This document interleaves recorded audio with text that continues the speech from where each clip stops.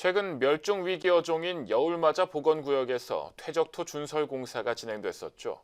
이로 인해 준설 공사의 관리 감독 문제가 도마에 올랐는데요.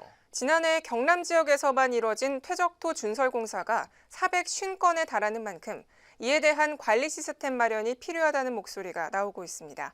보도에 양진호 기자입니다.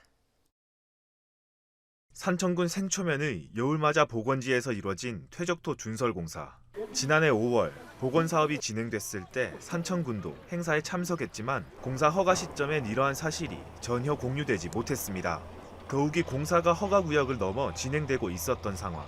문제가 수면 위로 떠오르자 산청군은 공사를 진행하며 환경 문제는 신경 쓰지 못했다고 인정했습니다.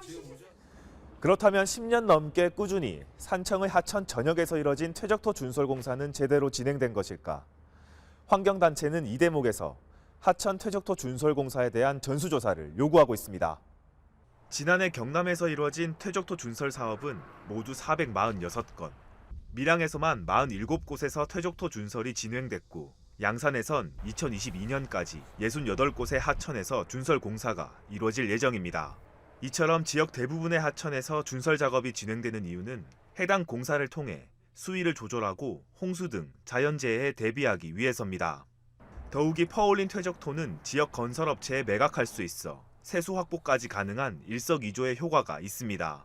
결국 지역민의 안전을 위해 또 세수 확보를 위해 퇴적토 준설이 이루어지지만 제대로 된 관리 감독이 없을 경우 야생동물의 서식지가 파괴되는 상황이 초래될 수도 있는 겁니다.